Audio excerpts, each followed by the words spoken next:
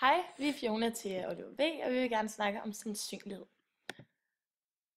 Først vil vi vise nogle beregninger over frekvens og kumuleret frekvens. Beregn frekvensen, der skal vi bruge hyppigheden af en specifik observation og dividere det med det samlede antal hyppigheder, som er 36 i vores tilfælde, og gange det med 100, hvilket i den første giver 5,5%.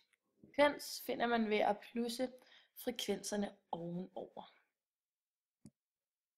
Så har vi lavet et trappediagram, som vi se, og ud af x-aksen, der har vi karaktererne, og ud af y-aksen, der har vi simpelthen kumuleret frekvens.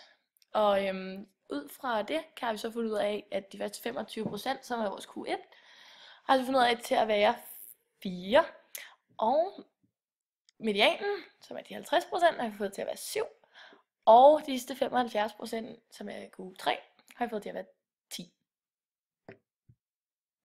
Her har vi så lavet en binomial sandsynlighedsfordeling over 10 terningekast. Vi har lavet 2 hypoteser, en H0 og en H1, og vores H0-hypotese er, at der er lige stor sandsynlighed for hvert udfald, og H1-hypotesen er, at der ikke er lige så stor sandsynlighed for hvert udfald. Så derfor har vi vores n-værdi på 10, da der er 10 forsøg, og vores p-værdi er på en sjettedel, da der er 6 sider på en terning, og derfor kan det give 6 forskellige udfald. Og i GeoGebra kan vi se binomial sandsynlighedsfordeling, og vi kan aflæse, at efter 5 slag med det samme udfald, der når vi det kritiske område, da der vil være en procent på 1,3%, hvilket er under 5%. Og ved det område kan vi derfor forkaste vores H0-hypotese, som er, at der er lige stor sandsynlighed for hvert udfald. Sandsynlighedsfordelingen kan man også regne i hånden, og det gør man ved at gøre brug af denne formel og indsætte værdierne. Og derfor indsætter vi 10 her, de 10 udførelser, og de 3 træer, vi gerne vil have, og de 7 andre vilkårlige udfald. Og via den her formel, der finder vi så antallet af kombinationerne, som de 3 træer kan forekomme i. Og da vi skal have 3 træer ud af 10, skal vi gange en sjettedel i tredje med 5 sjettedel i syvende, og så ganger vi det med antallet af kombinationer, som var 120. Og det bliver jo 0,155, og det er derfor cirka 15,5%, og der er cirka 15,5% chance for at få 3 træer ud af 10 terningkast.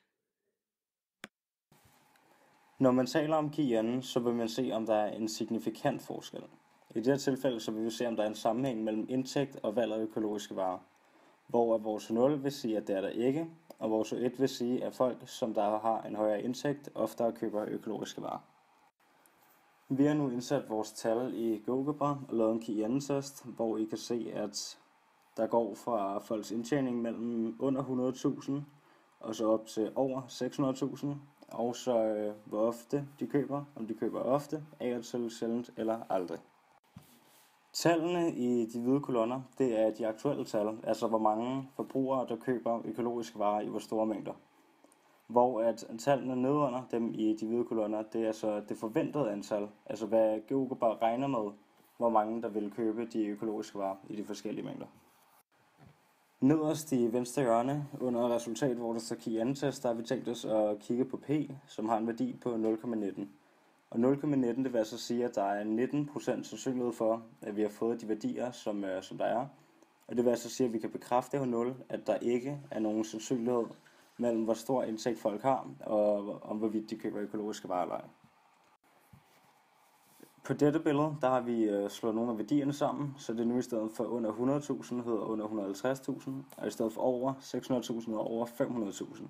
Og der får vi altså nogle lidt andre værdier. Og der kigger vi så igen på vores p-værdi dernede, som er 0,04.